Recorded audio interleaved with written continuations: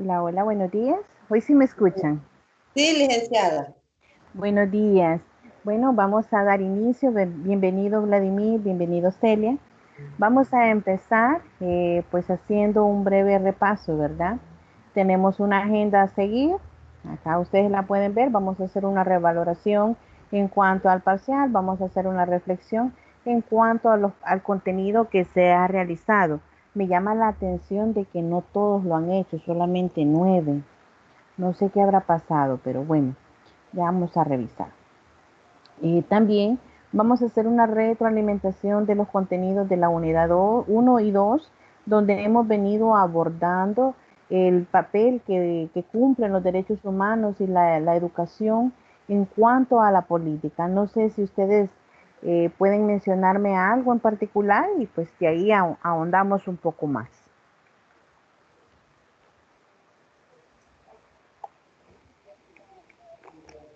¿Alguien recuerda algo? Unidad 1, unidad 2, hemos venido hablando de la influencia de la familia, hemos venido hablando de la violencia intrafamiliar, los diferentes tipos de violencia que se han dado, pero ahora nos hemos enfocado un poco más en lo que son los derechos humanos.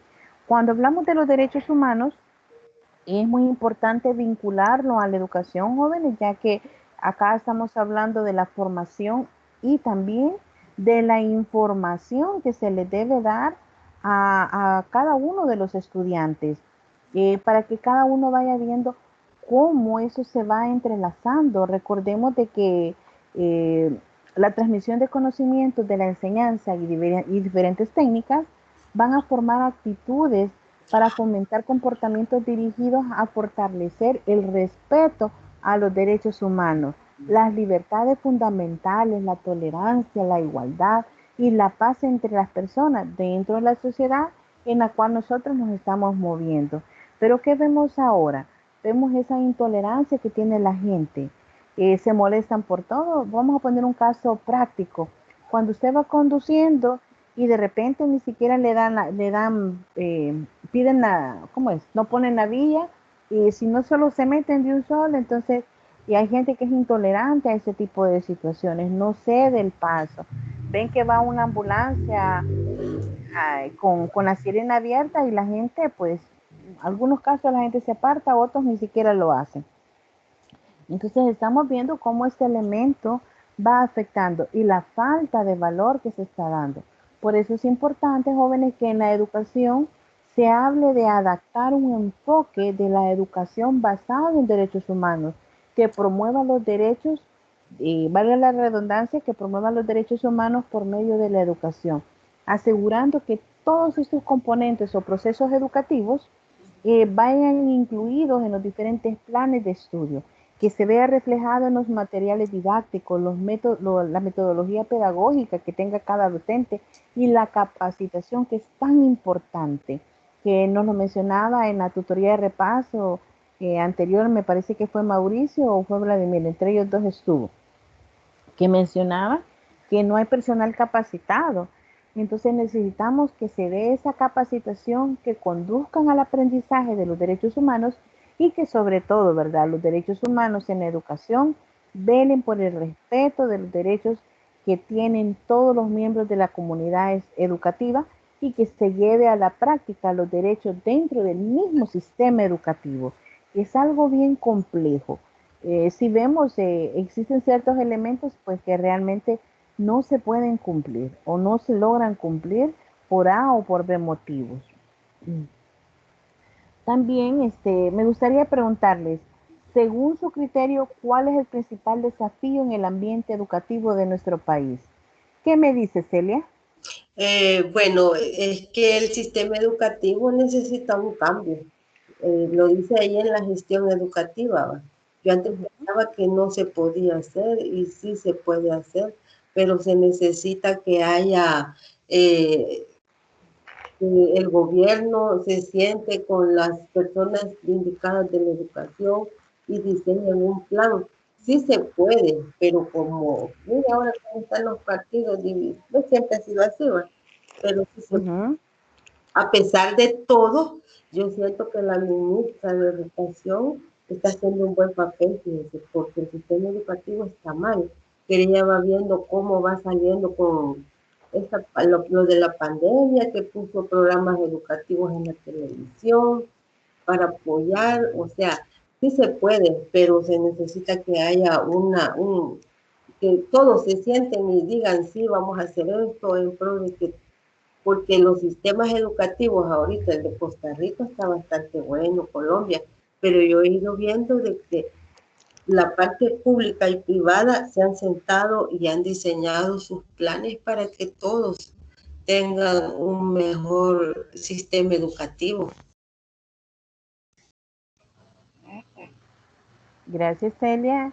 ¿Qué me dice Natalie?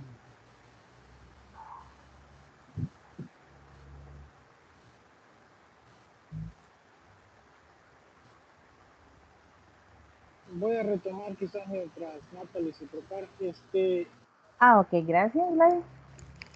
Quizás empezando a hablar por el primer punto, si observamos la vinculación que hay en la parte de los derechos humanos, lo que es la institución y lo que es la persona o el estudiante en sí, podremos observar que hay niveles. Pues, entonces, estaríamos hablando de lo que es el nivel macro, el máximo nivel, estamos hablando de la parte de las políticas públicas, hablando también de lo que es el nivel meso, que estaríamos hablando ya de las instituciones públicas, y el nivel micro, que estaríamos hablando de los docentes o actores de la institución.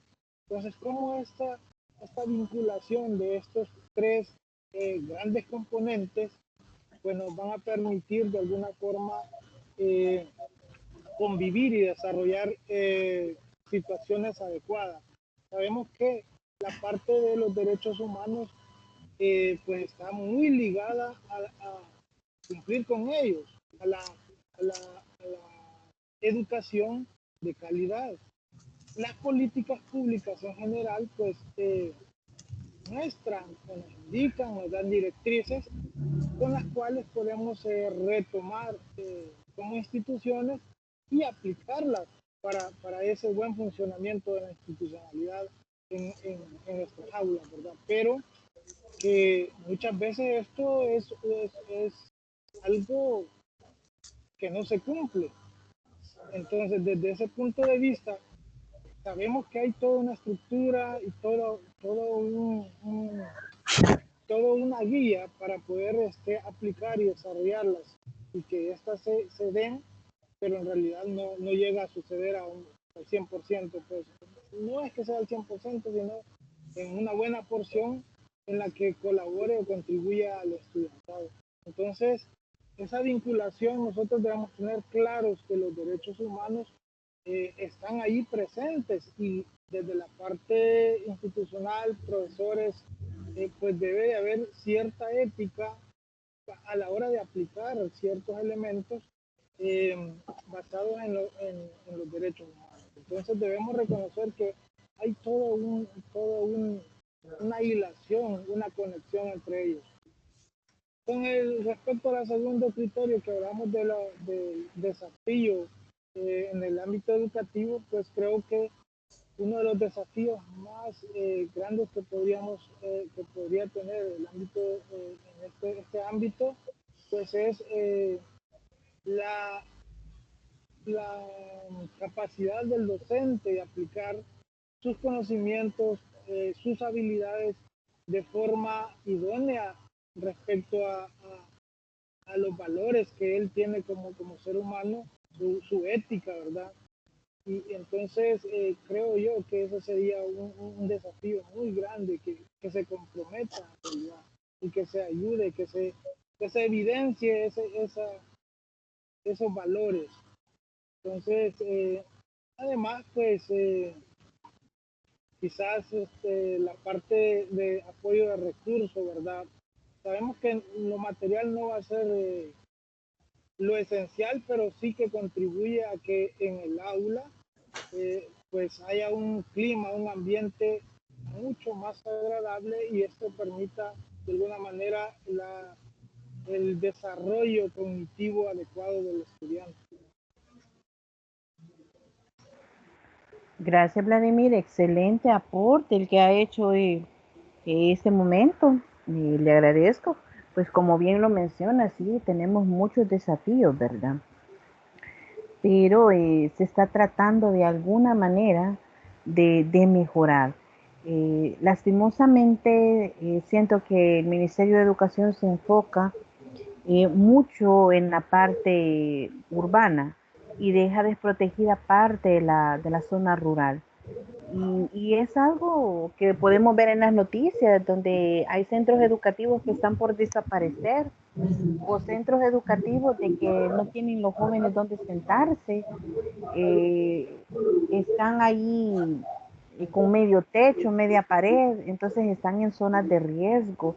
Y es muy importante hablar tanto de la infraestructura como la parte de los contenidos. Imagínense qué seguridad o cómo pueden estos niños sentirse seguros al momento de recibir sus clases estando en situaciones tan precarias.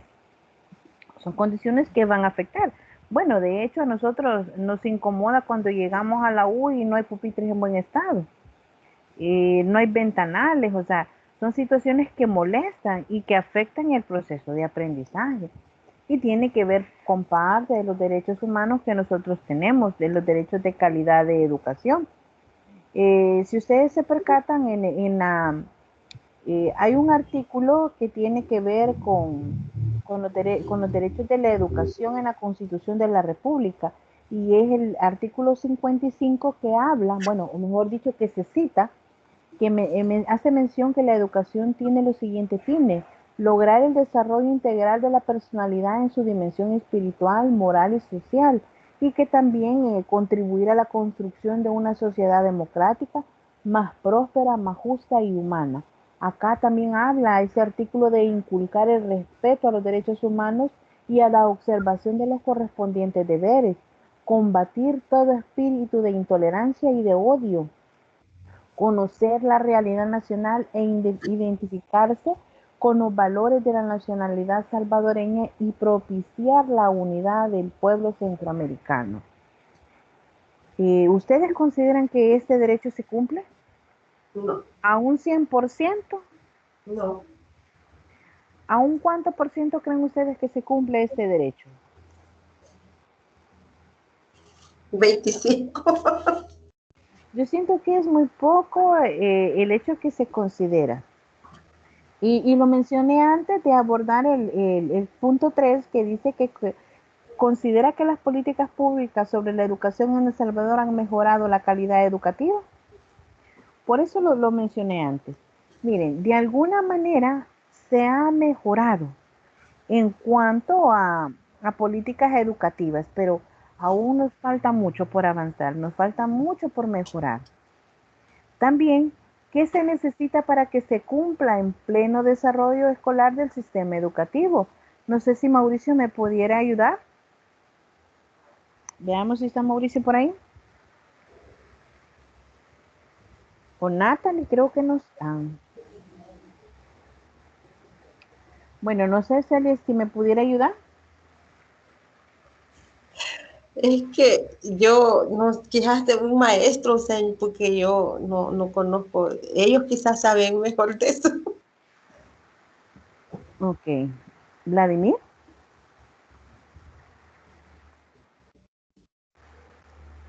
¿Qué me dice Vladi? Hablando de las políticas públicas, Ujú. ¿verdad? Pues nosotros sabemos que las políticas ahí están y se desarrollan. El problema que tenemos en nuestro país es que es bien voluble, bien cambiante con respecto a las políticas. Yo creo que en eso fundamentamos todo lo que está sucediendo. Entonces, en un quinquenio hay una política, el siguiente otra y así. Digamos que esto debería ser un plan de nación que se mantenga por un periodo más extenso, porque lo que sucede es que estamos cambiando las reglas del juego a cada momento. Entonces, sí hay mejoras, sí hay ciertos aspectos que se están retomando en la calidad educativa, pero que aún no son suficientes, son deficientes aún para ofrecer una educación de calidad a los estudiantes. Eh, Indudablemente esta situación que hemos vivido este año de la pandemia pues ha venido a desnudarnos en esos aspectos, en que no tenemos eh, mucho, no hay mucho conocimiento. Primero, respecto al área tecnológica, desde ahí ya tenemos un problema. Entonces la calidad educativa no es efectiva porque también no estamos haciendo uso de las herramientas tecnológicas que hay para poder aplicar, ¿verdad? Entonces, eso es uno. Otro es que, pues, la formación docente también, en muchos casos, no está dando o aportando los docentes mejor preparados, ¿verdad? Entonces, claro, desde ese punto de vista, desde allí para ver cómo la calidad no ha avanzado en realidad. Sin embargo, como digo, no es que todo sea malo. Sí han habido cambios, han habido elementos que están trabajándose y que pues tal vez faltará algún tiempo, pero que sí se van dando pasos, ¿verdad? Pasos pequeños, pero se van dando. Ok, gracias. Pues como bien lo menciona, ¿verdad? Sí se van dando casos, no a un 100%, pero sí de alguna manera pues se está tratando de arreglar y modificar diferentes situaciones que se van presentando en cuanto a la educación y los elementos que se requieren. Ahora bien, el número 5, ¿en qué beneficia la participación de la familia y la comunidad en la escuela? Celia. Vaya, mire, todo arranca de la familia, va así la familia, en que el caso de los padres no inculcan buenos valores, o puede ser el caso que sí le diga, mire hijo, haga esto o lo otro, pero si uno de padre no está haciendo lo correcto, el niño lo absorbe y eso lo va a desencadenar a la escuela, porque si el niño ve violencia, él va a generar violencia entre sus compañeros y eso afecta la convivencia educativa. Uh-huh. O sea, de que la base, la raíz es la familia. Uh-huh. En el caso de usted ponía que el niño de la vez pasada, de que la mamá es disfuncional y todo, yo pienso, uy, pobrecito el niño. Por eso ser padre de familia quiere una gran, ¿cómo usted dice? Conciencia de que lo que uno va a formar no es de que solo voy a realizarme como, este lo quiero, a este hombre, no, debe de ir consciente de que agregado al amor van muchas responsabilidades, muchas obligaciones, muchos sacrificios, y a veces los padres no lo cumplen. ¿Y dónde repercute eso? Es en los niños, y por ende esto se va a dar en la educación, en cómo él se va a desarrollar y lo que va a ir a generar a la escuela. Gracias, Celia, tiene mucha razón. Estamos replicando, ¿verdad? De alguna manera estamos imitando algunos patrones que vamos teniendo dentro del entorno del hogar. La familia es muy importante. Recordemos que son los primeros vínculos que nosotros tenemos con el entorno social. Y todo lo que aprendemos en la casa, pues evidentemente lo vamos a ir a, a replicar a los centros escolares. En algún momento hemos tenido ciertas conductas, ciertas actitudes, y no solo a nivel educativo, sino que a nivel social, la forma como respondemos. Vaya, les voy a poner un ejemplo. Usualmente a nosotros se nos dice, salude cuando llegue a un lugar, dé los buenos días, dé las gracias, o sea educado, decimos nosotros, ¿verdad? Pero de repente si en mi casa no se practican esos valores, yo voy a llegar a otro lugar y como que soy animalito, ¿verdad? Y voy a pasar, ni siquiera voy a saludar. Entonces mucha gente dice, vea como que ha dormido conmigo, ni saluda. Entonces tiene que ver muchos elementos en cuanto a lo que son los valores. Nosotros vamos replicando esas conductas que vivenciamos en nuestros hogares y las llevamos a donde quiera que vayamos. Ahora bien, eh, tenemos que abordar la parte del ensayo. ¿Cuál dentro de los 30 artículos de la Declaración Universal de los Derechos Humanos, ¿Cuál era el que se aplicaba en cuanto a la educación? A ver quién me dice. Es que yo lo que vi es que todos hablan de derecho a la educación de los derechos humanos. Ujú. Casi todos dicen que debe de haber en la educación de derechos humanos y después se va desglosando en las diferentes cosas, pero eso es lo que a mí me llamó la atención, que todos Artículo los... 26. Ok, a preguntarle iba. El artículo 26. Sí, el artículo 26 pues, de los derechos humanos es el que está hablando más enfáticamente sobre la educación y nos hace la propuesta de esa educación libre, de esa educación que se le debe otorgar como un derecho esencial a todos los miembros de un país, ¿verdad? Entonces, desde ese punto de vista, pues nosotros en la Constitución también se habla de ello, ya lo mencionaba usted, ¿Sí? pero allí podemos encontrar más claramente esos aspectos que nos están haciendo referencia y eso es algo internacional, pues en todo país se debe de dar.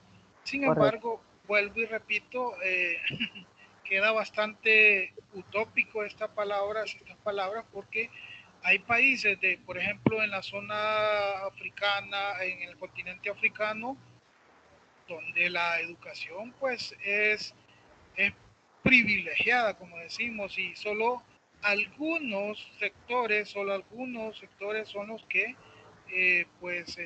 tienen esa posibilidad de educarse, aun cuando se dice que es algo gratuito, ¿verdad? Y que es obligatorio para todos. Entonces, es bastante complicado porque, lo repito, lo dije en otra ocasión, el papel aguanta con todo, pero la realidad es otra. Así es, Vladimir. La realidad es otra y a esa estamos inmersos. Imagínense, en la Constitución de la República, en la sección tercera, desde el artículo 53, si mal no recuerdo, hasta el artículo 63 o 64, habla específicamente sobre la educación, la ciencia y la cultura. Pero saben que dentro de ese hay uno que a mí me llama la atención. Quiero recordarme cuál es, porque habla de que nuestro idioma es el castellano y que las lenguas autóctonas, esas deben conservarse y deben promoverse. Pero si nosotros nos percatamos, acá son pocos los que hablan ya el náhuatl. ¿O ustedes conocen gente que hable náhuatl? En Sonsonate hay algunas personas que hablan náhuatl, pero son bien pocas. Ah, ok. Y nos dicen que el Estado va a promover para que esto se siga dando. Y yo me quedo, y en las escuelas, los niños de chiste lo toman cuando empiezan a hablarles en nuestra lengua autóctona.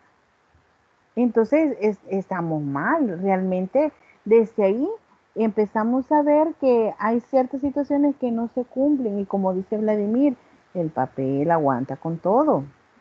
Pueden quedarse como letras muertas. Realmente me da así como un poco de tristeza porque yo digo, miren qué bonito, yo he escuchado niños cantando el himno nacional en náhuatl. Algunas palabras, yo he querido aprender, o sea, parte creo que es un sueño frustrado. Ay, estoy haciendo catarsis en clase, no es en broma. No, pero fíjense que es algo que sí, a mí me gustaría en lo personal que se retomara nuestra lengua autóctona. Es bien bonito escuchar hablar gente con el habla. Y hay cosas que nosotros pues las tomamos a broma. Eh, la vez pasada yo fui aquí por el lado de Guatemala y yo pedí una paila. ¿Qué creen que me llevaron? Me llevaron un guacal.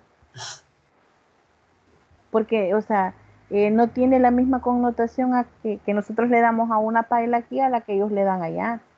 Entonces tiene que ver con parte de la lengua que cada uno tiene, ¿verdad? Entonces, el significado que se le está dando. Y así sucesivamente puedo ir mencionando otros diferentes artículos. Por ejemplo, el artículo, quiero ver, 50 y no, el artículo 59 que dice la alfabetización es de interés social y debe contribuir a ella a todos los habitantes del país en la forma en la que la ley la determine. Y si nos percatamos cuántas personas mayores no saben leer. Tenemos un montón de personas que no saben leer y mucho menos, si no saben leer, mucho menos van a saber escribir, ¿verdad? Entonces, son situaciones que se nos van presentando, pero realmente, ¿qué pasó? O sea, ¿qué pasó con estas personas?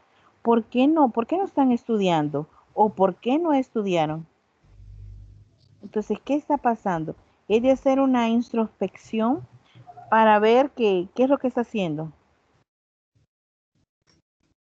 Entonces debemos de valorar ciertos elementos que, pues como bien lo mencionamos, pues no se cumplen, ¿verdad? En cuanto a las propuestas, según su consideración, la participación de la comunidad en centros educativos es necesaria.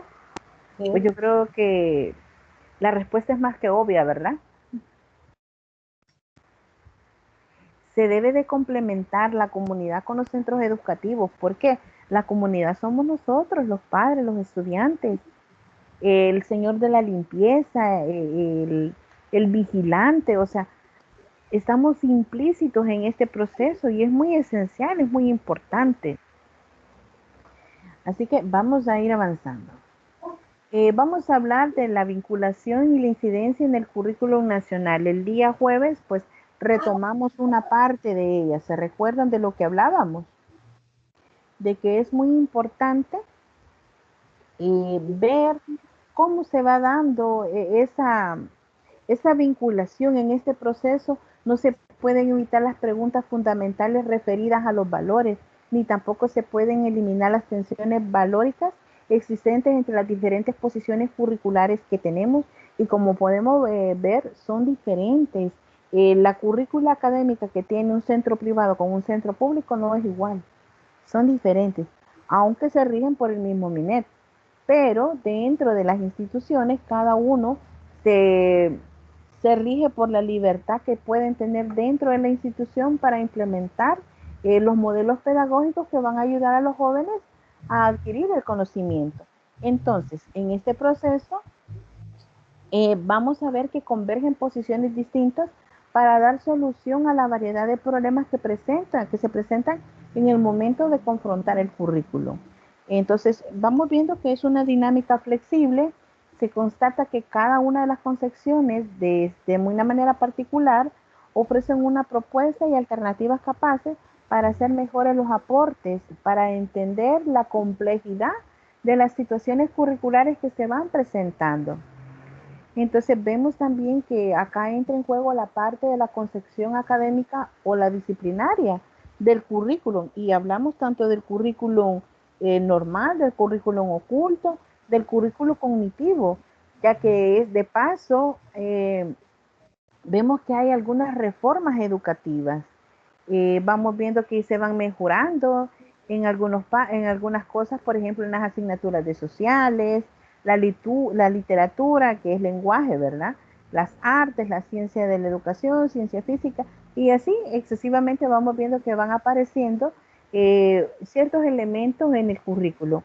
Ahora algo que han incluido en bachillerato es el de la OPB, que es, quiero ver, Organización para la Vida. Entonces tiene que ir viendo con esos elementos que van enriqueciendo algunas áreas en los adolescentes.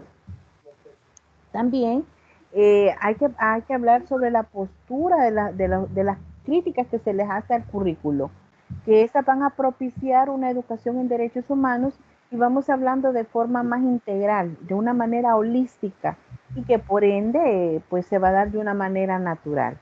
Entonces vemos que es muy importante hablar del currículum educativo. También hay que hacer mención de que existe una modalidad crítica del currículum que hace exigencias por definir el sentido de la educación en derechos humanos y a su vez hace una comprensión más integral del currículo. Entonces es muy importante, jóvenes, replantear el rol que le queda a los docentes y a los estudiantes y aún así en el posicionamiento de la pedagogía en cuanto a la problematización de los diferentes contenidos que se va a convertir en uno de los ejes para enfrentar las tensiones propias de la educación en derechos humanos. Cuando hablamos de eso, estamos haciendo estamos redefiniendo el sentido. Acá estamos intentando redefinir el sentido de la educación en derechos humanos, ya que hay que decidir con mucha claridad que este debe constituir en un factor de democratización y modernización de nuestra sociedad. Entonces hablamos de un factor que está vigente en cuanto a derechos humanos y que va a formar parte no solo del área de la democracia política, sino que también del área de la democracia cultural y educacional.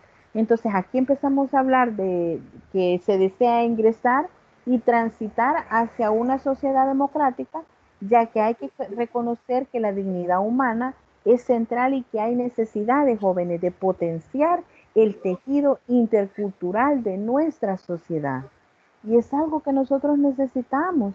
Pero, bueno, como decía Vladimir, ¿verdad? El papel aguanta con todo.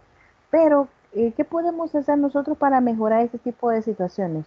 Son actos concretos, acciones concretas. Si nosotros empezamos a inculcar en estos niños esos valores, créanme que vamos a lograr mucho. A mí me llama la atención que los centros escolares en un lado ponen las palabras mágicas y lo usualmente que nosotros conocemos como palabras de cortesía, pero ahí no son palabras mágicas. El buenos días, buenas tardes, el gracias, con permiso, por favor. Entonces, son situaciones que muchos maestros adoptan al momento de su pedagogía y pues que miren, van teniendo muy buenos resultados, porque los niños cuando llega un desconocido se levantan y saludan. Y eso lo podemos evidenciar nosotros cuando vamos a los centros escolares. Los niños hacen ese tipo de conducta y es bonito porque lo pueden, si el maestro lo sigue fomentando y el siguiente año la otra maestra sigue fomentando eso, ya de ahí lo van a hacer como algo normal, como algo natural en ellos, el utilizar palabras de cortesía. Ahora bien, en cuanto a los desafíos de la realidad salvadoreña, pues miren, tenemos muchos desafíos en cuanto a lo que nosotros estamos viviendo, empezando desde las carencias que hay en cuanto a insumos de la institución, otros tienen hasta con la infraestructura.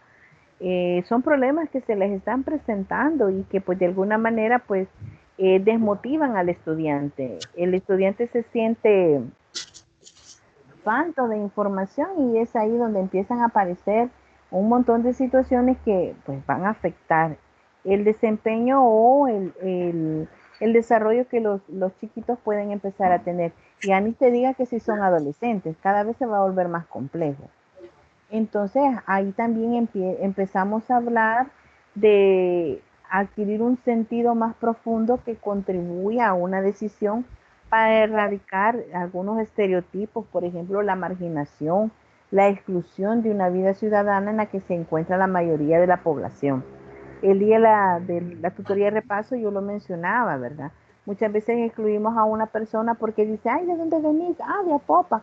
Ah, Apopa, ¿verdad? ¿De dónde venís? De Soya, Mariona. Entonces empezamos a ser de alguna manera despectivos en cuanto a los diferentes procesos.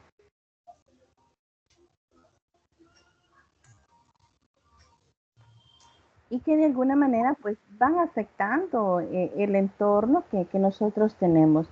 Es muy importante hablar sobre las circunstancias del problema económico que de alguna manera pues afecta a mucha población en los centros educativos de escuelas públicas. Y muchas veces les cuesta satisfacer sus necesidades básicas y también pues exigen la transferencia de poder que se da en la misma población. Muchas veces la exclusión se da porque el niño no tiene zapatos, no tiene Las necesidades básicas, por ejemplo, agua, luz en su casa, pues son elementos que van a afectar en el mismo proceso de formación.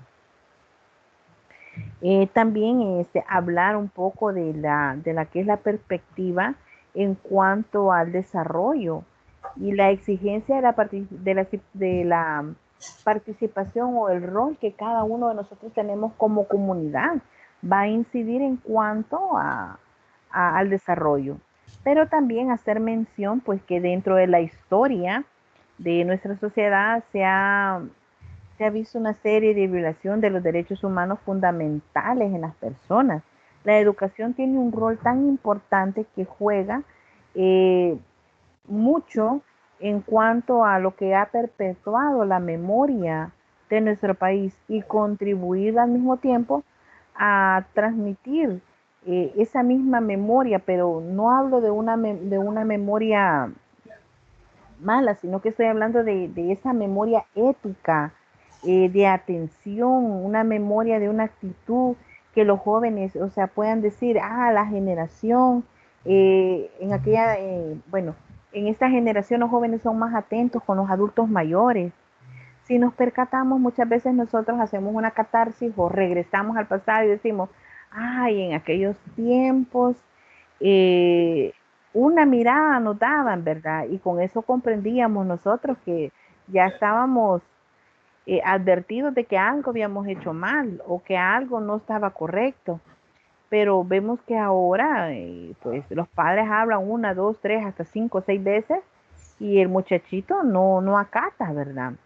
Entonces, ¿por qué estoy haciendo las comparaciones? ¿Por qué estoy hablando de conducta? Porque parte de lo que nosotros hacemos, parte de que se nos violenten nuestros valores, tiene mucho que ver con las acciones. Y las acciones son una respuesta de las conductas que nosotros tenemos o que las que hacemos. Entonces vemos que la educación en derechos humanos se convierte en un vigilante en el recuerdo para el nunca jamás. Su rol de vigilancia no es ni de control ni de censura, sino que es de acogida y de hacer el aprendizaje de una memoria histórica de acontecimientos éticos existenciales que dé apertura para obtener valores, superar inquietudes de la historia cotidiana que cada uno va teniendo, de que ya no se den esas injusticias, sino que se dé una solidaridad entre unos con otros y así sucesivamente. No sé si hay dudas hasta el momento. No, licenciada, gracias. Ok. Cuando hablamos de los derechos humanos y la educación, esas van vinculadas. Es como la famosa triada que yo les menciono, ¿verdad? Estas van vinculadas, no se pueden desligar una de la otra porque son inherentes, o sea, se necesitan para el proceso de formación. Un sujeto o una persona, por decirlo así, de derecho es capaz de hacer uso de su libertad aceptando los límites de esta, de reivindicar el ideal de la igualdad, reconociendo la diversidad y sobre todo dando ese valor de solidaridad, desarrollando una actitud de respeto mutuo, es decir, de aceptación del otro como un legítimo otro, como un ser diferente de mí, legítimo en su forma de ser y autónoma en su capacidad de actuar y exigir que otros tengan una actitud semejante a él. Entonces, si yo soy diferente, pero no porque yo soy diferente voy a querer que la otra persona sea igual que mí. Cada uno somos diferentes. A mí me encanta escuchar el dicho cuando dicen, no, cuando mi mamá me creó rompió el molde. Entonces somos seres únicos, irrepetibles, irreemplazables. Podemos tener ciertas similitudes en algunas situaciones o valoraciones, pero somos realmente distintos en muchas situaciones, como yo pienso, como yo interpreto la información, cómo asimilo cada una de las situaciones que se me van presentando a mí. Entonces vemos que es muy importante este tipo de situaciones. Entonces vemos cómo se van presentando todo ese tipo de situaciones. Entonces también pues tenemos que tener un conocimiento básico de las normativas, a saber un poco de las leyes, de las instituciones que están llamadas a proteger nuestros derechos. Debemos saber, dentro de la universidad también hay una área que es de los derechos humanos de los estudiantes y velan por estos derechos, pero si nosotros no sabemos, no nos acercamos cuando algo nos está pasando. Entonces estas instituciones se convierten como instrumentos que van a vigilar y hacer vigentes los derechos que nosotros tenemos en nuestro proceso académico. También pues hablar, ¿verdad?, de esa importancia en cuanto a la educación. Miren, la educación debe ser activa. Ustedes como estudiantes están inmersos en el rol que deben de tener. Es un rol activo, no debe ser un rol pasivo. Miren, para que la información llegue, ustedes no se pueden quedar ahí, ¿verdad?, con las dudas o todas esas interrogantes que muchas veces aparecen y que en muchas ocasiones por temor, por duda no preguntan, porque dicen, ay, ¿qué va a decir la licenciada si yo tanto que le pregunto? Y no, para eso estamos, pues, para aclarar, para despejar dudas que ustedes tienen. Quizás no le responda en el minuto después que mandó el mensaje, pero le respondo luego y despejamos esas dudas.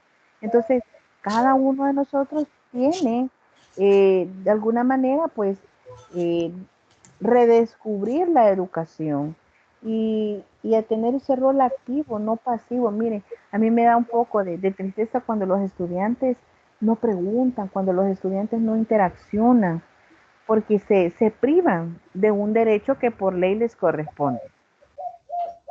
Entonces vemos que la protección de los derechos humanos y la educación de la sociedad en cuanto a cultura de derechos humanos es esencial para que se dé una democracia dentro del entorno en el cual nosotros estamos interactuando.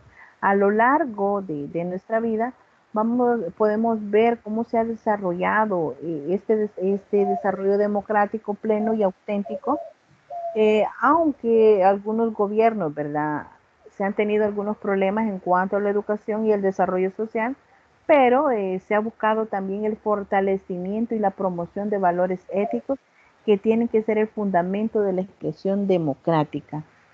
Entonces es ahí donde se da esa interrelación entre educación y derechos humanos. Para poder exponer, tenemos que creer que esto va a mejorar.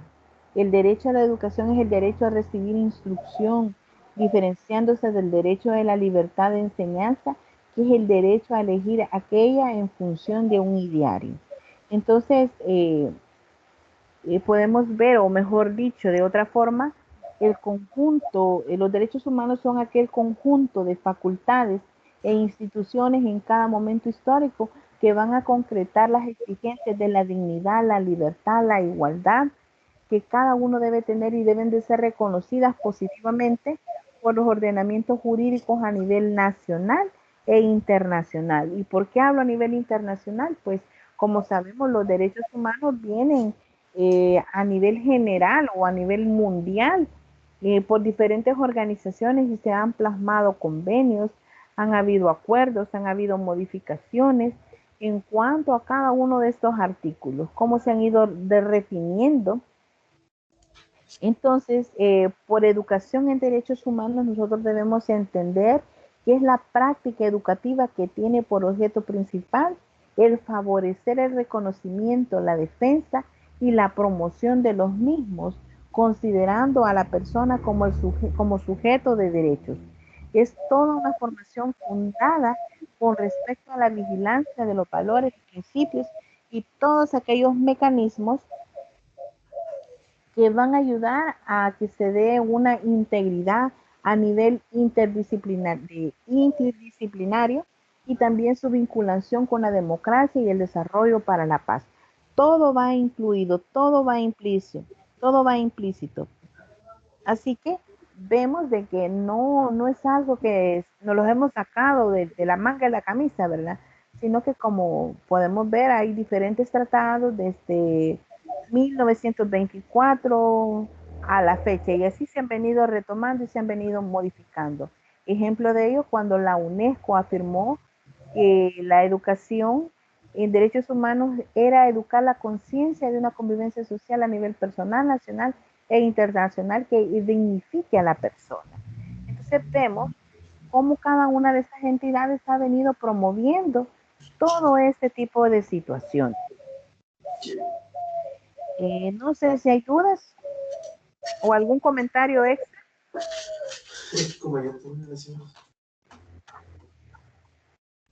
Vladimir, ¿duda o comentario?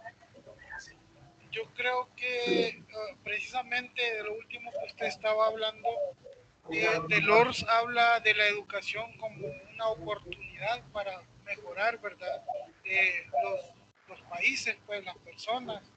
Y desde ese punto de vista, pues hablar que hay una vinculación muy importante, una incidencia precisamente desde lo que está prescrito en el currículo hasta la ejecución que se da en el estudiante. Entonces, y hay muchos aspectos que retomar ahí, muchas variables que se conjugan para lo que es llevar a cabo esa parte de los derechos humanos que le corresponden a cada uno y de una educación de calidad. Entonces, desde ese punto de vista, pues ya habíamos mencionado un poco la parte de los niveles y están muy claros acá, ¿verdad? Entonces también esa parte de las políticas públicas que muchas veces se presentan, pero que no están siendo efectivas, pues los factores pues, son diversos, desde la aplicación por parte del docente hasta los lineamientos que se han dado sobre esas políticas. Entonces, para ello, por ejemplo, el docente debe de capacitarse adecuadamente para que pueda aplicar esas políticas que se dirigen desde allá de lo más alto, ¿verdad? Entonces, la parte educativa ya en el aula propiamente le corresponde al docente, pero tiene que tener esas herramientas, esos elementos básicos que le van a permitir desarrollar una labor adecuada. Entonces, en el aula también hay que ver las diferencias que se dan allí, ya sea de tipo cultural, pues no tomarlas como algo negativo. Sabemos que las diferencias pues son elementos enriquecedores de una cultura. Sin embargo, nosotros normalmente eso lo tomamos de forma negativa. Y incluso, como hemos dicho, el docente a veces se vierte alguna declaración o alguna palabra que va en contra de lo que debería, ¿verdad? De su ética como docente. Entonces, esos aspectos, la formación docente, la aplicación en respecto a los docentes, o sea, me refiero a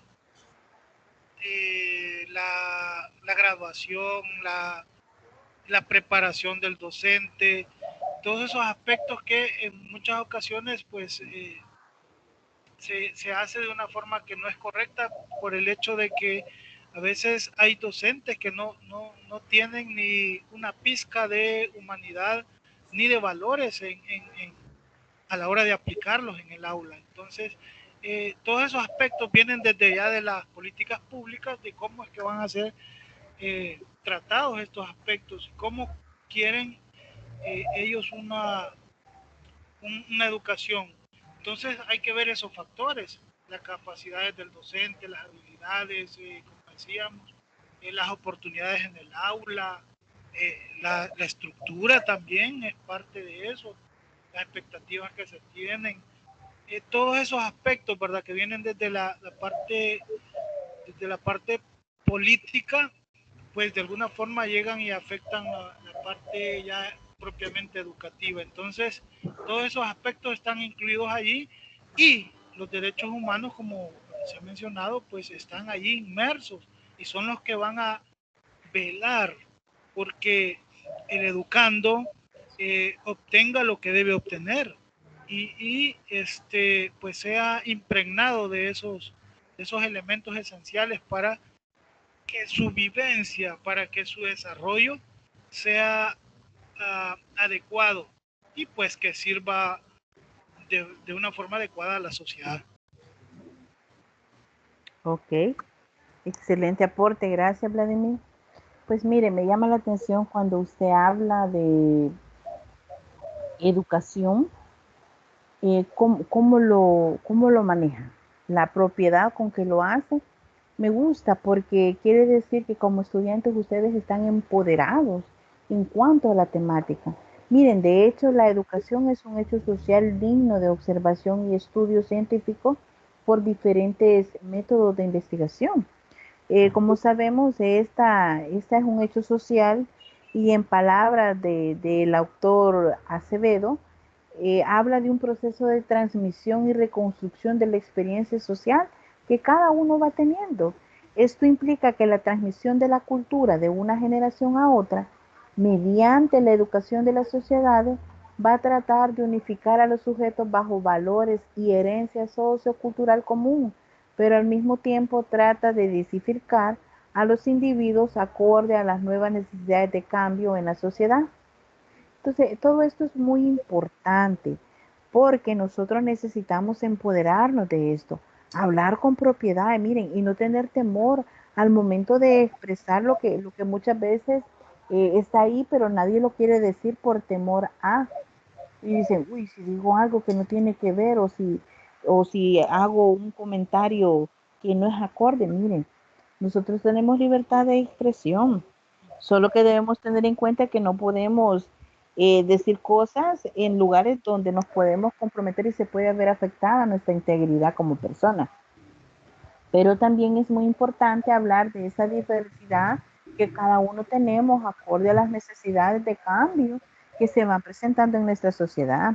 De esta forma vemos cómo argumenta este autor Acevedo que la educación no solo favorece la transmisión de experiencia social, sino que también garantiza la continuidad y la permanencia de nuestra misma sociedad. Entonces vemos la educación como un fenómeno tan complejo que esto no solamente ocurre exclusivamente mediante instituciones especializadas. Aquí en las escuelas especializadas estamos hablando de escuelas que tienen todo un sistema de organización institucional formal, sino que también fuera de eso, los límites, que ocurre de manera eficaz a través de diversos medios. Entonces es muy importante valorar todo ese tipo de situaciones que se presentan en la educación y cómo ocurre independientemente de la manera existente en las instituciones que se están dando. También hay que hablar un poco de la educación instrumental, cómo se puede instrumentalizar y cómo puede servir para formar una parte socialmente que le permita a la persona adaptarse y a otras al factor importante de las transformaciones colectivas. Miren, cuánto niño llega a los centros escolares y no sabe nada y de repente vamos viendo cómo ese niño va asimilando, va adquiriendo toda esa información y de repente ya empieza a, a, a interactuar con otros. Un niño que de repente casi no tiene muchas palabras, por ejemplo, un niño a la edad de 4 años hace un aproximado de 1000, 2000 palabras, 2000, 2500, por ahí anda el dato. Pero imagínense un niño que solo diga como 10, 15 palabras. Wow, esto va a ser algo nuevo para este niño y de repente él va a querer competir y ponerse al nivel de sus demás compañeros para que le entiendan y le comprendan qué es lo que él quiere decir. Entonces vemos ahí cómo se da ese proceso de transformación, cómo se instrumentaliza el ser humano y sirve de referente para otros, cómo va a educar. Entonces, mire, se puede hacer muchas maravillas desde la niñez, por eso yo no hablo mucho de la niñez, es un elemento muy importante, es algo que no se puede jugar, al contrario, si usted va a jugar, pero no solo es por jugar, sino que los juegos deben de ser pedagógicos, los juegos deben de llevar una enseñanza, debe llevar algo más que va a favorecer el entorno en el cual nos estamos desarrollando. Es importante destacar que el fenómeno educativo según las exigencias y las aspiraciones de la sociedad, van al servicio, valga la redundancia, estas van al servicio de la sociedad a la que se va a acoplar y va a tratar de integrarse. Si el cambio educativo ocurre en la escuela es porque este ya ocurrió o exigió activamente por la sociedad. Es lo que les estaba mencionando, del niño que tiene muy pocas palabras al niño que logra ir adquiriendo esa serie de fonemas que le van a permitir construir su propio léxico. Entonces vemos cómo se va desarrollando, cómo se va organizando. Entonces vemos que esos cambios se ven íntegros y se ven cambios sociales en el proceso y que van contribuyendo a volverlos más afectivos, más ordenados. Los dirige y los va a potenciar.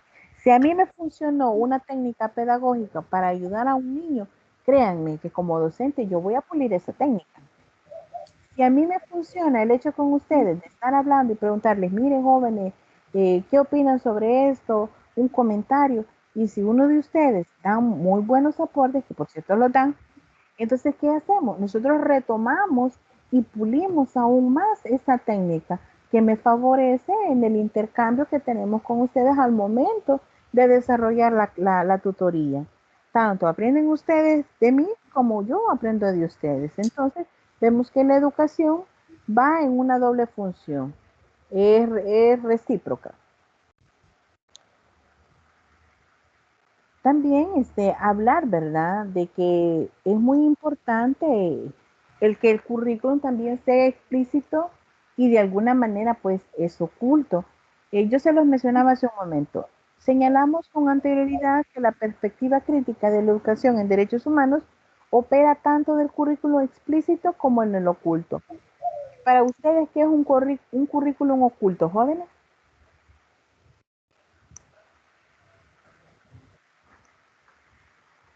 ¿Qué se le viene a la mente con un currículum oculto?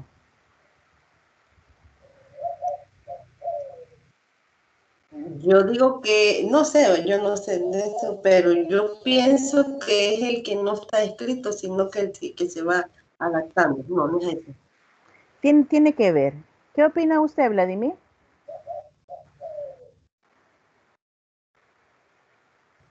¿Qué se me hizo Vladimir? Bueno, creo que no está ahorita. Bueno, el currículum oculto es aquel que como docente nosotros utilizamos, pero ustedes como estudiantes no ven. Más que todo, este se basa en el reconocimiento de que los estudiantes absorben lecciones en la escuela que pueden ser o no ser parte del curso de formación de estudio, pero por ejemplo pueden interactuar con sus compañeros, maestros y otros adultos como deberían percibirse diferentes, ya sea por comunidad, ya sea por religiones, cómo se ve cada uno. Entonces, hay un currículum real que es, en este caso, es las tareas que a ustedes se les evalúan. Ese es un currículum real. Son las diferentes evaluaciones que vamos teniendo y que se van contextualizando frente a la realidad. En cambio, el currículum oculto es aquel currículum que nosotros vemos a diario, cómo ustedes interactúan con sus compañeros. Si alguno tiene dudas, quién le ayudó, quién le explicó, quién comentó, o quién le dijo, mira, apoyate en tal material, aquellos valores que cada uno de ustedes va teniendo. Entonces, ahí entra lo que es el currículum oculto y que ustedes no logran ver, pero nosotros como docentes sí calificamos. Cómo interactúan, si son respetuosos, si son empáticos con sus compañeros, o sea, todo ese tipo de situaciones tiene que ver en cuanto a esa situación. ¿Me explico? O sea, cómo el alumno se va desarrollando, licenciada. Sí, cómo se va desarrollando en valores. Ah, bueno. Vaya, un ejemplo, Celia, cuando usted de repente pregunta algo y en el momento yo no logro responderle, pero siempre hay una o dos compañeros que le responden. Sí, es cierto. Entonces, esa parte entra en el currículum oculto. Es algo que para ustedes puede ser algo tan insignificativo que alguien le respondiera, pero para nosotros como docentes, como tutores, tiene un valor agregado. Colabora con sus compañeros en clase. Entonces, así sucesivamente se va desarrollando ese valor educativo. Lastimosamente, como no estamos en la parte presencial, pues ahí se ven más valores todavía. Entonces, pero no se logran por el momento ahorita visualizar. Más sin embargo, yo he visto valores dentro del grupo de WhatsApp, dentro de plataforma, yo los he podido evidenciar. Y un ejemplo, pues el que le menciono, Celia. Sí. Entonces, eso tiene que ver con ese tipo de valores. Y pues el real, pues el que ustedes ya conocen, los tipos de evaluaciones que se les hacen, las actividades, las recomendaciones, todo eso que ustedes consultan y se les presenta, pues ahí tiene que ver. Y pues el currículum oculto, pues aquellos aprendizajes que se ven incorporados por los estudiantes en diferentes aspectos. Con eso estaríamos con la parte del currículum. Veamos. Los principios de los desafíos en la realidad salvadoreña. La cultura de la violencia en los centros escolares. Uy, miren, cuando hablamos de violencia en los centros escolares, bueno, no estamos exentos de pandillas, eh, ¿qué más? Violencia social, ahora que se están secuestrando a los niños, a las señoritas, a los caballeros. Y no solo hablo de ese tipo de situaciones, sino que también la violencia que se vive dentro de las escuelas. Es muy complejo ya que muchas veces como docentes tenemos limitantes y no podemos actuar más allá porque algunos temerosos a la vida, ¿verdad? Otros más arriesgados dicen, no, a mí no me importa, pero a mí aquí no va a pasar esto. Yo voy a hacer algo, yo tengo que hablar. Y me lleno de valor y pues trato de interactuar, pero ¿qué sucede? Después yo soy víctima y me buscan y me quieren hasta agredir, ¿verdad? Y recibo amenazas. Entonces es bastante complejo la violencia en los centros educativos. Vemos niños que hoy se pelean por casi todo o por nada, ¿verdad? La niña no le quiere hacer caso al joven y pues ahí vienen los problemas. Y así sucesivamente se van presentando muchas situaciones que de alguna manera están afectando a la formación.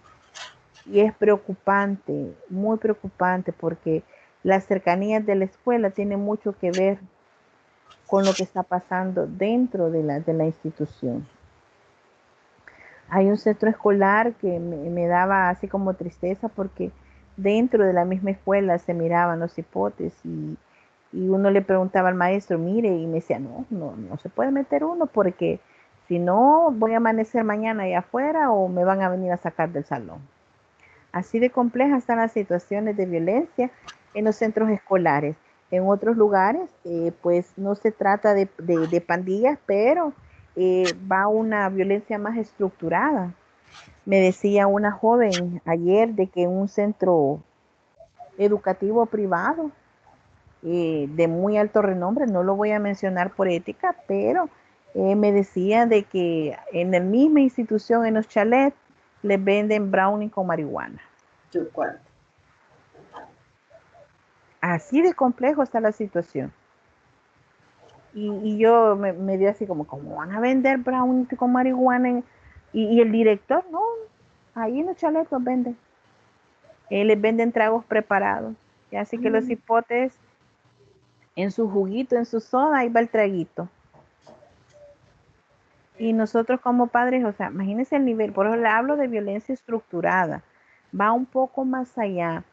Las perspectivas sobre el crimen escolar son bastante complejas. Hay elementos a los cuales nos presentamos dentro de las instituciones y que afectan, realmente van afectando. Lastimosamente no hay una resiliencia dentro de los diferentes centros escolares. Como sabemos, el clima escolar es de importancia en cada una de las generaciones y va basado con la convivencia armónica que se debe dar dentro de un recinto escolar, pero pues nos enfrentamos a diferentes situaciones. De ahí pues hay otras instituciones públicas donde los estudiantes andan armas blancas, andan piedras, andan machetes.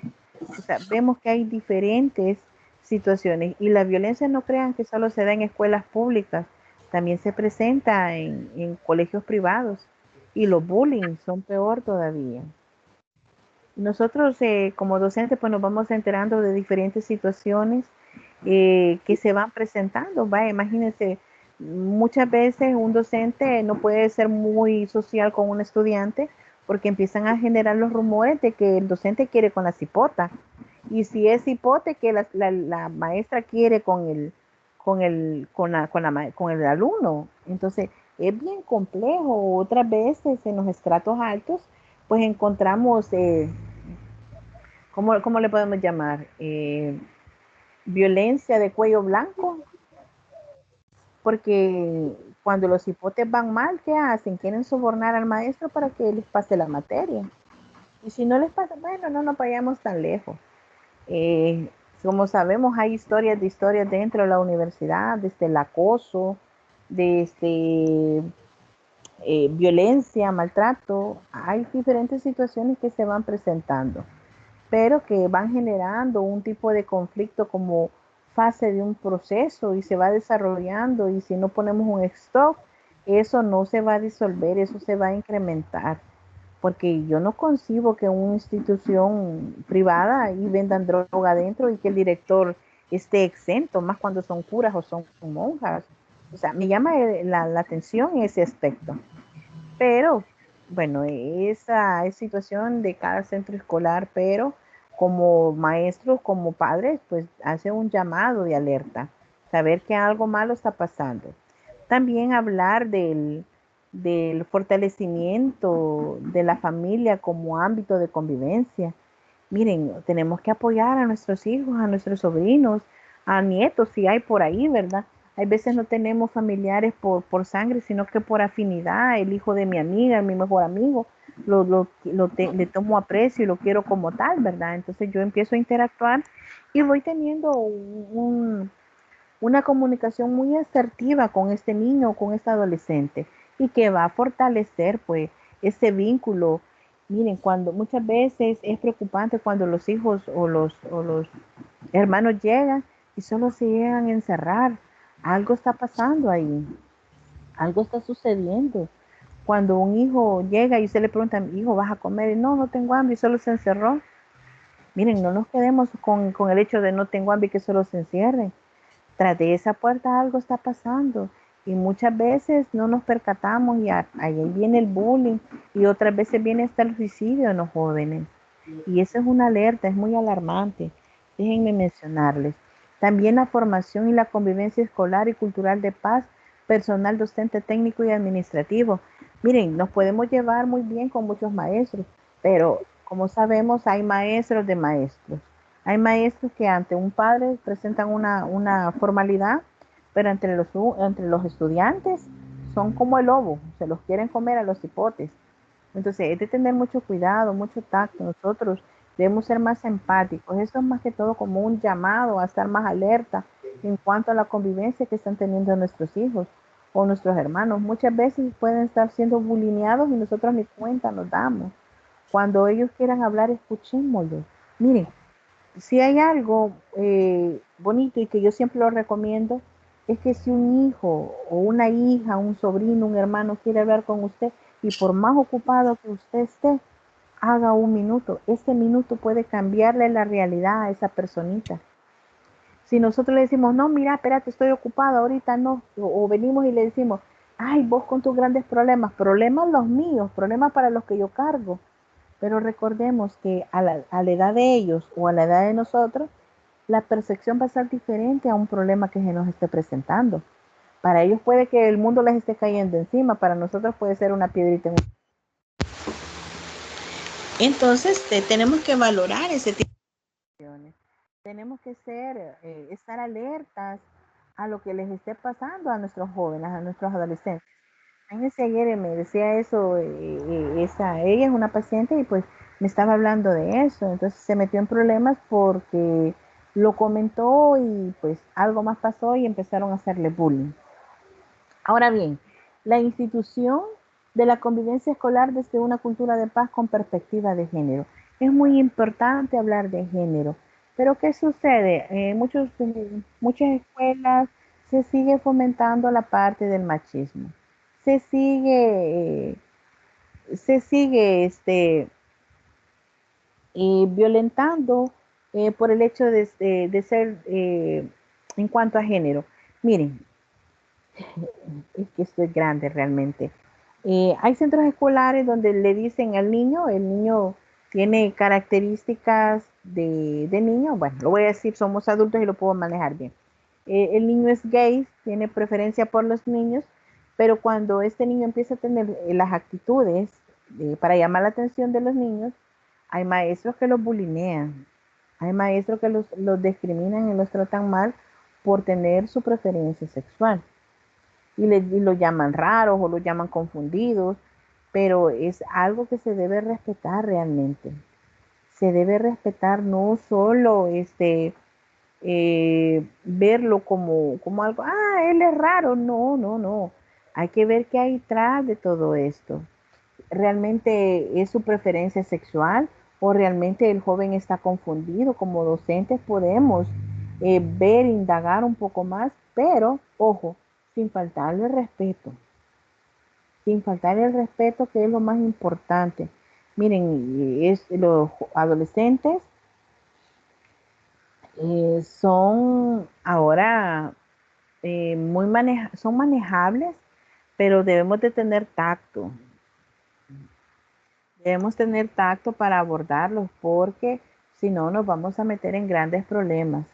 Y si no manejamos temas de género, de equidad, debemos de prepararnos, leer, ahondar un poco más para evitar meternos en problemas. Debemos de empaparnos de información, por eso yo les hacía ayer el hincapié de que es importante leer, no quedarnos solo con lo que nos presentan, no, miren, es muy importante hablar de esa violencia de género en las escuelas, en los alrededores, cómo esto se va dando, cómo se va presentando. O sea, es muy, pero muy importante abordar este tipo de situaciones.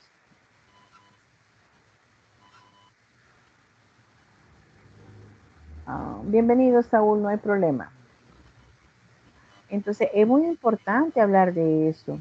La violencia de género en los centros educativos tiene un efecto nocivo sobre la educación de millones de niños y de todo el mundo. Entonces, hay informes que hablan sobre este proceso, cómo ha venido transcurriendo durante casi 20, 25 años, desde que se adoptaron nuevas plataformas, cómo se han ido estudiando todo este tipo de situaciones, cómo se deben de manejar, cómo se deben de abordar. Entonces vamos viendo una serie también de estereotipos y prejuicios que tenemos. También hablar de las políticas públicas, bueno, que ya en medio hemos avanzado en ellas, la modalidad flexible de educación básica y Morella. Oportunidad de explicar la educación básica con prioridad en los sectores más pobres, ya lo mencionamos. La expansión de la parvularia con prioridad en los estudiantes de 6 años. Educación para la diversidad. Alfabetización de jóvenes y adultos, bueno, es algo que hemos venido mencionando, o sea, son cosas que se deben de realizar, se deben de implementar, son también parte de los vacíos que nos mencionaba Vladimir, que se dan pues de alguna manera y están ahí latentes y que debemos trabajar mucho, pero mucho, mucho, mucho en ello. Ahora bien, también pues las estrategias internacionales para la transformación de los diferentes escenarios educativos. Ya mencionamos uno de ellos, la Declaración Universal de los Derechos, que es la que hemos venido trabajando, la Convención de los Derechos del Niño, la Convención sobre la Eliminación de toda forma de discriminación contra las mujeres, Convención Interamericana para prevenir y sancionar y erradicar la violencia contra la mujer, Convenio de la... Mire, son tantas que hay, pero fíjense que aquí me llama la atención que no hay una que no menciona a los hombres, solo menciona a las mujeres. Y es algo que hemos venido hablando, que no solo las mujeres sufrimos violencia, también hay hombres que sufren violencia. Pero lastimosamente en nuestra sociedad, pues solo se enfocan en la mujer. Sí es cierto, la mujer ha sido maltratada, ha sido de alguna manera víctima, pero ahora también las mujeres se han vuelto victimarias. Entonces me llama mucho la atención a mí que todavía no corrigen eso. Y ahí vemos las grandes feministas hablando, exponiéndose, eh, manchando y todo. Miren, está bien, es la expresión de ella. Mancharon los murales, sí. Qué hizo el gobierno de esa zona? Mandó a limpiar inmediatamente al día siguiente. Miren, si así fueran de efectivos, cuando un hombre o una mujer está siendo violentada, maltratada, o una niña ha sido secuestrada, o un niño secuestrado, miren, sería fabuloso, tendríamos una sociedad perfecta, pero lastimosamente creo que se enfocan más en parte de infraestructura que en la calidad humana que puede tener la persona. Muchas veces venden menos sus intereses políticos y esto va más allá de lo que nosotros podemos ver. Aquí lleva otros fines, ya entramos en un proceso de campaña y perdón que lo mencione, pero es parte de la detentación de nuestros derechos. Ya entramos en un proceso de campaña y pues ahorita ellos están tratando, los políticos, de hacer todo lo mejor posible y ahorita les van a bajar a la población el sol, las estrellas y si pueden hasta le pueden entregar el mar. Pero debemos de tener mucho cuidado, mucho tacto en cuanto a eso. ¿Estamos? Ahora bien, ¿cómo beneficia la participación de la familia y miembros de la comunidad en las escuelas? Mire, la participación es tan importante de la familia. ¿Por qué Vladimir, por qué cree que usted es demasiado importante la familia en la educación? Es importante porque desde ahí inicia el proceso de valorización. O sea, es decir, desde ahí se empiezan a asumir ciertos valores que van a ser retomados por los estudiantes ya en sus ámbitos, en sus lugares. Además de eso, pues debemos de saber que la participación de la familia en la educación ofrece ciertos elementos vitales como seguridad y entre otros, ¿verdad? Que van a permitir que el estudiante tenga una noción más, decirlo, tenga un asidero mucho más fuerte y no se distraigan, pues, es decir, haya esa seguridad de que alguien los acompaña, que alguien está allí para velar por ellos.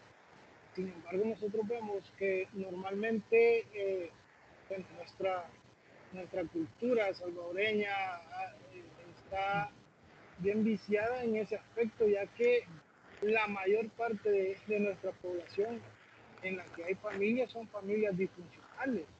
Entonces, desde allí inicia un grave problema que no permite asumir ciertos retos o roles, ¿verdad?, que son importantes para la familia. Entonces, la familia es vital porque desde ahí viene ese acompañamiento, ese lugar, esos elementos, y va a proporcionar esos elementos que van a permitir que el estudiante pues desarrolle sus actividades o lo que tenga que hacer en el ambiente educativo de una forma idónea.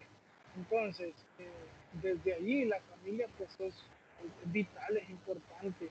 Además que todos estos procesos van a ayudarle al estudiante a un mejor aprendizaje, va a permitir que todo aquello que desarrolle pues eh, tenga ese enfoque, o sea, esté allí no solo en cuerpo, ¿verdad? Sino que en su esencia esté allí en el lugar, en la institución. ¿Qué es lo que pasa normalmente? Muchos jovencitos están en el aula físicamente, pero su pensamiento, su cognición está en otro lado, ¿verdad? Trabajando, posiblemente pensando en situaciones problemáticas que tiene su hogar. Entonces, hay que involucrar a la familia en la escuela. ¿Por qué? Porque la familia también de alguna forma va a tomar ese ejemplo y va a tratar de mejorar su forma su cultura que por muchos años se ha formado o deformado de una forma que no es la correcta. Entonces, ahí como este ejemplo hay muchos en los que la familia pues es vital y entonces la familia necesita impregnar esa parte institucional. Ok, gracias. Gracias. Como usted lo menciona, pues es muy importante el rol que la familia tiene en la educación. Como sabemos que como padres buscamos que la educación de nuestros hijos no sea solo académica, sino que también que sea valórica, emocional y personal. Se espera por lo mismo que la institución formativa les enseñe la forma más adecuada para desenvolverse en esta sociedad, siendo un aporte real de construcción más justo y más empática. Entonces, la importancia del rol de la familia en educación durante la niñez de nuestros hijos, existen espacios fundamentales de crecimiento y socialización. Como sabemos, la familia es el lugar donde se lleva a cabo el aprendizaje de las funciones básicas como es hablar, comer, aprender valores y las normas de conducta que guiarán el futuro de ese pequeño. En segundo lugar, hablamos que es la escuela. En ella salen al mundo privado donde conviven con su grupo de pares iguales y con adultos, asimilando conocimientos nuevos que les van a permitir ser tolerantes ante la indiferencia. Sin embargo, estos dos elementos que yo menciono inician su formación, no deben actuar por separado, sino que dan mejores resultados si logran que la familia y la escuela trabajen estrechamente por la educación de los niños y las niñas. Hay que potenciar la educación del niño. La importancia de la familia en educación es trascendental. Los alumnos se desarrollan de manera efectiva si se sienten apoyados tanto en el centro escolar como en su hogar. Si los niños perciben un interés para identificar sus dudas e ideas en el hogar, se dan cuenta que hay una mayor facilidad de aprendizaje, tienen más ánimo para participar en clases y las actividades extracurriculares, perdón. ¿Se mejora su aspecto emocional? Claro que sí. El rol de la familia en la educación cobra importancia de manera clara cuando se entiende que los niños perciben una educación emocional principalmente por parte de sus padres. Desde la familia como punto de partida, se le enseña al niño a encarar las emociones vividas a diario, como por ejemplo la ira, la alegría, la frustración y el amor. Estos aprendizajes, una vez asimilados, jóvenes, se practican en situaciones externas como lo son la interacción que ellos tienen en el colegio o en la escuela. Es por ello la clave de la existencia de una afinidad entre la institución educativa y los apoderados sobre el estudiante. En este caso, llámese tía, llámese abuela, llámese madrina, llámese padres. Deben recibir su educación emocional. De esta forma, los niños van a saber comunicar sus emociones de un modo saludable y van a poder socializar sanamente. Como resultado, reciben una información capaz de cuidar la perspectiva emocional del estudiante para concluir con un adulto sano tanto en lo personal como en lo social. Pero ¿qué pasa? ¿Qué hacemos nosotros como responsables de estos niños? El niño empieza a llorar y ¿qué le decimos? No llore porque usted es hombre. O sea, coartamos al niño en su proceso. Ya estás de mariquita, ya estás llorando. Estamos implementándole al niño que no debe expresar sus emociones. ¿Y qué pasa cuando llega adulto? ¿Y qué pasa cuando llega adolescente? Explota en ira, se vuelve agresivo. Entonces, son pequeños detonadores que van apareciendo. Y más si son intolerantes a la frustración. Por Dios, o sea, esto es complicadísimo. Entonces, se debe tener sumamente cuidado. Mire, no importa si el niño solo se cría con mamá o con papá. Siempre tengamos un tiempo, un espacio para esta persona tan especial en nuestra vida. Sus grandes logros son sus grandes logros también. Cada triunfo que su hijo tiene es un triunfo que usted recibe también. ¿Por qué? Porque está ahí con su hijo, está ahí apoyándole, está ahí motivándole a que avance, a que siga. Y cuando sus hijos vienen y expresan en agradecimiento lo que ustedes hacen por ellos, es lo más gratificante que podemos tener como padres.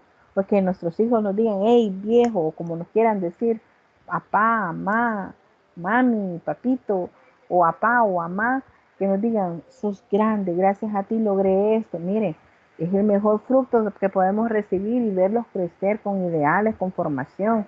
Esto va más allá y son personas con valores, con principios, y es ahí donde se ve el reflejo de los derechos humanos.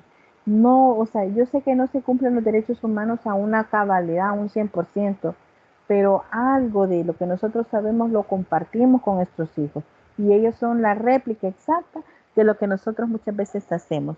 Entonces, si el niño aprende valores con mayor facilidad, créanme, esto va a ser excelentísimo porque vamos a inculcar esos valores en el niño que tanto necesita.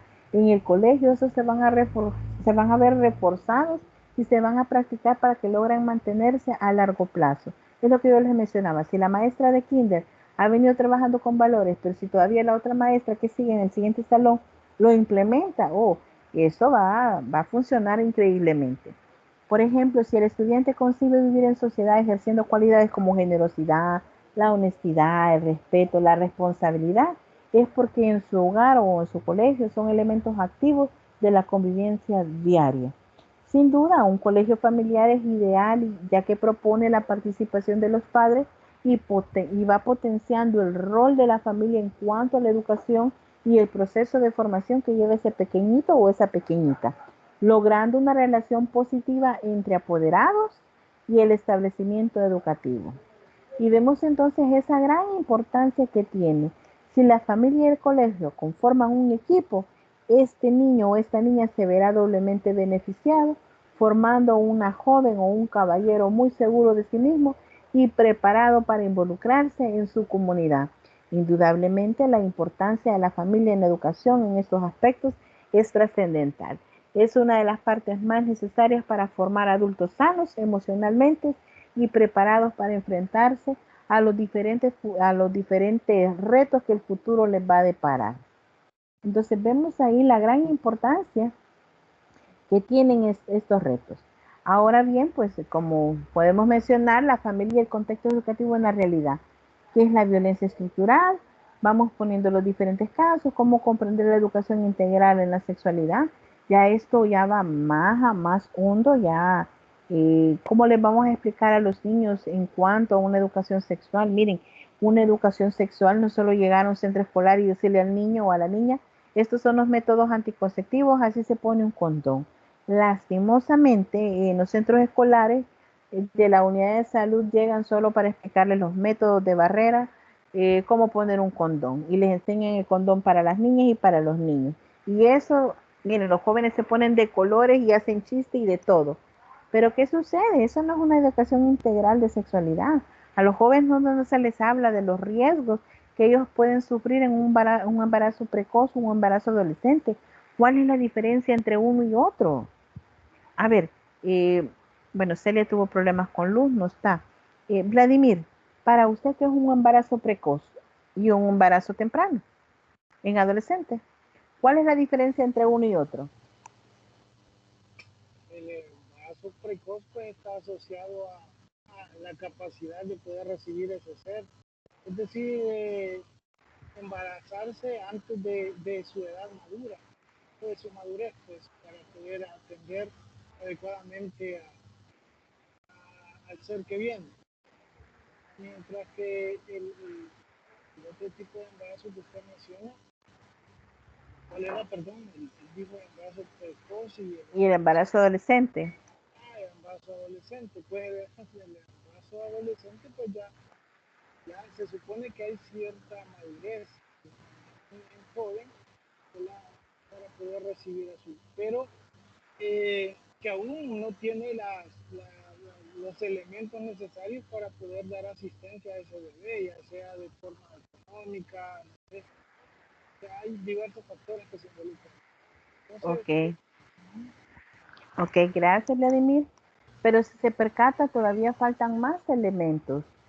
Por ejemplo, en un embarazo precoz, la niña corre riesgo su vida, ya que su organismo no está en las condiciones óptimas para que se desarrolle el embrión.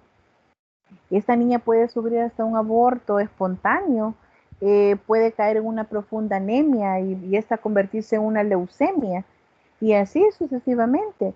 E igualmente en el embarazo de la adolescencia se ven discriminados, tienen que dejar los estudios para asumir un rol de adulto. Aquí empieza a aparecer la frustración, el joven la embarazó, tiene que buscar trabajo, se tienen que acompañar muchas veces obligadamente. Y es un grave error que se cometa, querer que se acompañen o que se casen para enmendar, entre comillas, el error que cometieron. Pero entonces no se están casando porque quieren, sino porque son obligados. Y ya más adelante, ahí vienen los pleitos. Si yo me casé porque te saliste estreñada, le dicen. O yo me casé con vos porque mi mamá me obligó. Yo al final ni te quería. O sea, empiezan a aparecer ciertas situaciones que van afectando. Aparte de eso, súmele el hecho de la discriminación social, las enfermedades. De repente, ay, no te juntes con fulanita porque salió embarazada. Mira, no la voltees a ver porque, mira, ya ven, el embarazo ya lo ven como un virus que está ahí afectando, ¿verdad? Entonces, aparte de la discriminación, empiezan a aparecer diferentes elementos que de alguna manera, pues sí, van afectando la vida de cada uno. Ahora bien, ¿qué se debe de entender entonces por rediseñar la escuela o por rediseñar el aula? Acá, pues, tenemos que hablar de esa situación. Miren, no es lo mismo arreglar la escuela que rediseñar el aula. Yo tengo que trabajar en muchos elementos, yo debo de mejorar aspectos en mi salón de clase. Por ejemplo, el material que yo voy a utilizar para que los estudiantes se identifiquen con la información, para que ellos sepan de lo que estamos hablando, cómo lo estamos manejando. Recordemos que a través de la vista entra mucha información para nuestros jóvenes. Ellos reciben la información que necesitan. Imagínense si esta presentación fuera totalmente plana. Yo creo que ni siquiera hubiera captado la atención de cada uno de ustedes. Entonces son elementos que se deben de ir mejorando. Igual hablar sobre lo que es la prevención dentro del aula. Las acciones de prevención de violencia deben estar enfocadas en aquellos lugares donde hay mayor vulnerabilidad y el riesgo social son más altos, como se destaca en los diferentes centros escolares. Muchas veces en el mismo aula, al fondo, ahí se está dando la violencia y nosotros sin saber, ¿verdad? Que allá atrás está pasando de todo un poco. Entonces debemos de tener mucho cuidado en cuanto a este tipo de situaciones.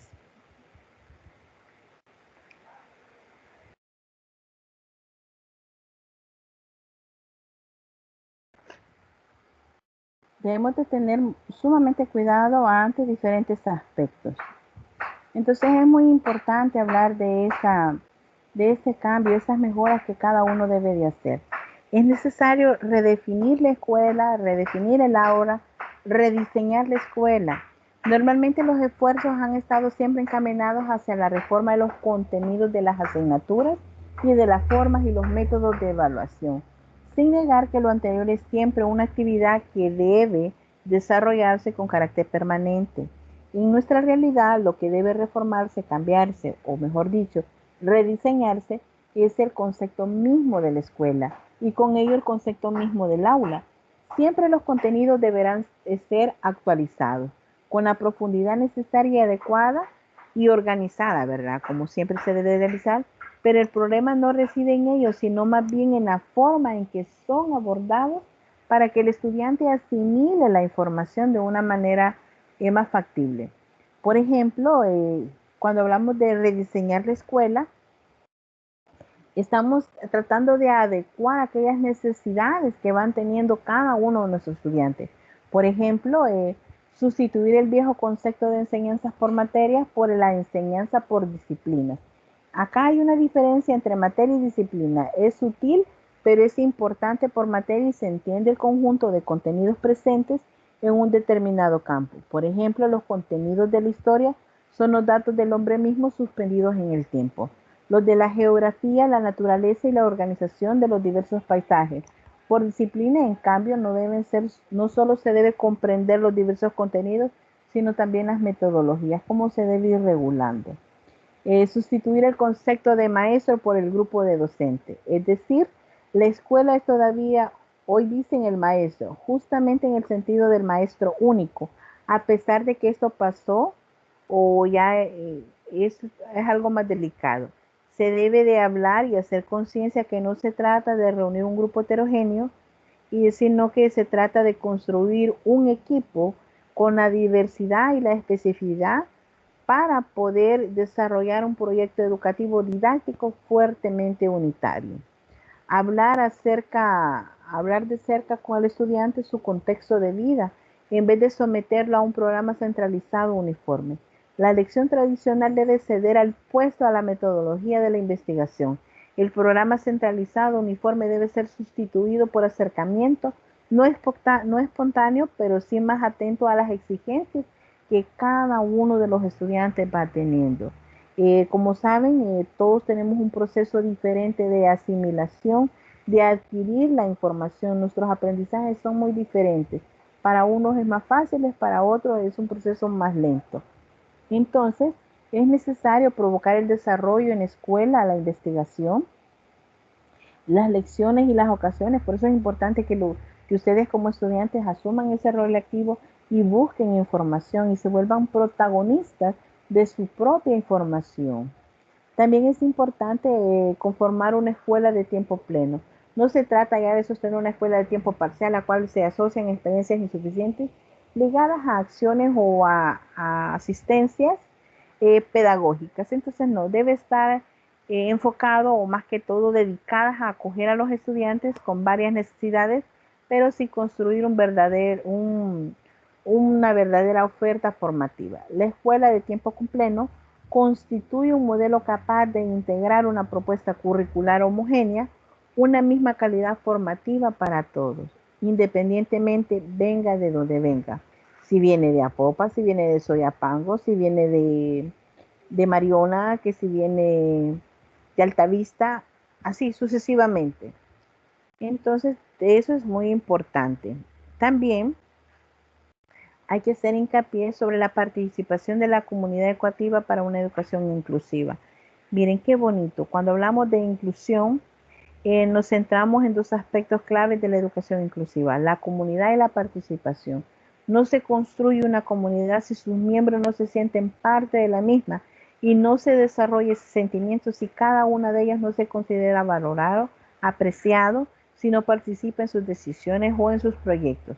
Entonces, para transformar la escuela en comunidad es necesario el acuerdo y la participación de todos sus miembros. La inclusión se forma y se desarrolla sobre la participación y sobre todo el compromiso, jóvenes, de que todos debemos estar implicados en este aspecto.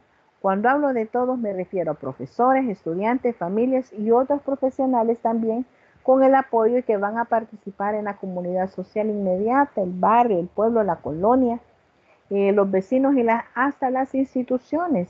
Mire, la influencia entre ambas comunidades, la escolar y la social, es recíproca y deben establecer canales de comunicación y participación que la hagan posible y efectiva. Entonces hablamos que la inclusión se logra cuando todas las personas conjuntamente se organizan, planifican y gestionan la atención a la diversidad con el fin de eliminar esas barreras que impiden que el estudiante obtenga su aprendizaje y sobre todo tenga una participación activa en él. Es muy importante hablar de esa participación que van teniendo las diferentes comunidades en cuanto al entorno educativo.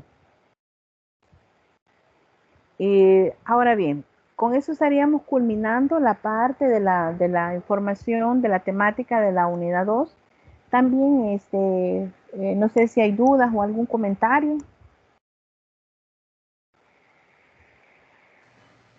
No, a mí me parece bastante importante y acertado lo que hemos estado trabajando, hablando, ya que permite ampliar nuestro horizonte de conocimiento.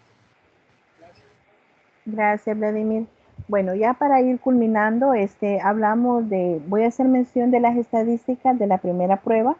De todos los estudiantes aprobados, el 87% y solo un promedio se nos quedó de 7.85, que equivaldría como a 10, 10 o 11 estudiantes. Algunos porque se han retirado y otros porque, bueno, no se sometieron a la prueba. También hay que revisar los contenidos de la unidad 3, ya este es un anuncio. Va a estar aperturado a partir del 30, que es lunes, ya va a estar ahí habilitado para que ustedes puedan empezar a leer los contenidos que ahí se van a encontrar, y pues vamos a ir vamos a ir dándole respuesta a las diferentes temáticas. E igual mencionar pues que de este sábado al otro viene nuestra próxima tutoría, que sería sábado 12 de diciembre, ya viene hueliendo a pancito con pollo, ¿verdad? Siempre hay que estar revisando plataforma, deben desarrollar el ejercicio de aplicación 2.5 que corresponde a la tutoría 5 y que va a estar ahí siempre en el aula como han estado las anteriores. Si tienen dudas, pues ya saben, las pueden hacer en la plataforma Moodle o en el correo institucional. Si me lo consultan en el grupo de WhatsApp, pues igual pedirles de que hagan esa consulta en plataforma para que quede constancia de la interacción que estamos teniendo. Deben revisar los documentos de orientación a actividad e investigación. Y pues ya para ir cerrando, pues me despido con una frase: la educación ayuda a la persona a aprender a ser lo que es capaz de ser. Así que jóvenes, con eso estaríamos culminando la clase de este día. Ha sido un placer para mí el poder estar nuevamente interaccionando con ustedes. Pues si surgen dudas, ya saben cómo contactarme, y pues yo voy a estar pendiente de cada uno de ustedes. E igual las notas van a aparecer ya el día lunes. Yo voy a calificar entre hoy y mañana y ya les van a aparecer las diferentes notas a cada uno de ustedes de las actividades que están realizando. No sé si hay duda, algún comentario, y si no, pues llegamos hasta aquí. Darle las gracias, licenciada, por el aporte, por la No, licenciada, agradecerle ponencia. ahí lo Gracias y que buen día. el aporte sobre y la información con respecto a todo este tema muy importante. Y también al mismo tiempo expresarle mis disculpas por haberme incorporado tarde, y lo otro es que pues a veces en el trabajo me toca que andar a veces conectado desde mi teléfono, entonces eso también me dificulta un poco poder interactuar, pero por eso mis disculpas del caso. Está bien, no se preocupe, Saúl, ya me había comentado eso. Pues igual, jóvenes, para mí es un privilegio el poder interactuar con ustedes. Como les repito, si yo menciono cosas que no están en el material, pero a mí siempre me gusta buscar más información y darles mayor aporte. Así que ese es mi consejo. Si ustedes tienen dudas, busquen información, la podemos discutir en la misma clase. Me dicen, mire, encontré algo más, y pues no hay problema, jóvenes. De eso se trata siempre, no quedarnos con lo que se nos sube a plataforma, sino que también buscar más, ese nivel de investigación que nosotros debemos de tener. Así que les agradezco su asistencia este día, y ya el lunes espero ya tener las notas de ustedes para que puedan verificarlas. Igualmente yo les notifico. Por el contrario, pues les deseo un bonito fin de semana. Las precauciones siempre, ¿verdad? Seguimos todavía con este virus que no nos quiere ceder, pero mientras nosotros nos cuidemos no va a haber mayor problema. Así que bendiciones, jóvenes, pasen un bonito fin de semana. Gracias igualmente, Lick. ¿Okay? Feliz tarde.